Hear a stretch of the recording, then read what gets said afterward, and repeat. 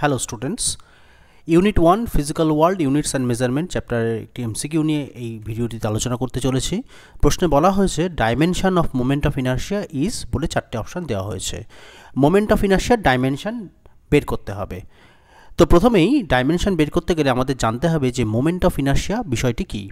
আমরা জানি moment of inertia I, এটিকে আই দিয়ে বড় হাতের আই দিয়ে লেখা হয়।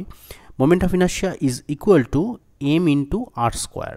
যদি কোনো বস্তুর মাস এম হয় এবং যে অক্ষের সাপেক্ষে কোনো একটা বস্তু ঘুরছে, তাই সেই অক্ষটির দূরত্ব যদি বস্তুটির থেকে আর হয়, তাহলে মোমেন্ট অফ ইনার্শিয়া হয় I is equal to M R square.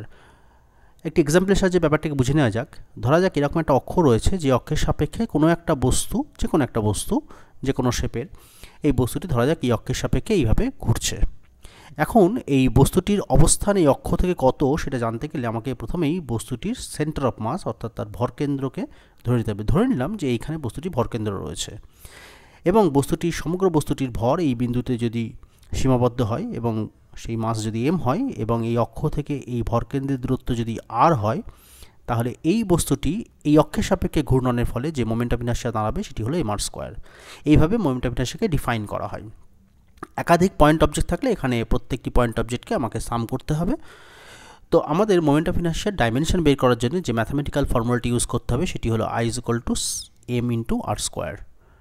এই সমীকরণ থেকে আমার মোমেন্ট অফ ইনার্শিয়ার ডাইমেনশন বেরিয়ে যাবে। So the dimension of moment of inertia, যেটিকে আমরা থার্ড ব্র্যাকেটের মধ্যে এইভাবে লিখব। ডাইমেনশন লেখার জন্য থার্ড ব্র্যাকেট ব্যবহার করতে হয়। So the dimension of I is equal to dimension of M multiplied by the dimension of R square, যেখানে আর হলো ডিস্টেন্স। আমরা জানি মাসের ডাইমেনশন হয় ক্যাপিটাল এম এবং আর এর ডাইমেনশন ডিস্টেন্সের ডাইমেনশন এল হয়, so it is L square. তাহলে এই ডাইমেনশন কি দাঁড়ালো এম ইন্টু এল স্কোয়ার, অর্থাৎ এক্ষেত্রে option number A M into L square এটি সঠিক অপশান হবে। এবার যদি আমাকে প্রশ্ন করা হয় যে এই মোমেন্ট অফ ইনার্শিয়া ইউনিট কি, তাহলে সিজিএস সিস্টেম, এসআই সিস্টেম এবং এফপিএস সিস্টেম, তিনটি সিস্টেমে আমরা ইউনিটগুলো দেখে নেব। সিজিএস সিস্টেমে মাসের ইউনিট আমরা জানি গ্রাম হয় এবং ডিস্টেন্সের ইউনিট সেন্টিমিটার হয়, so it is gram into centimetre square.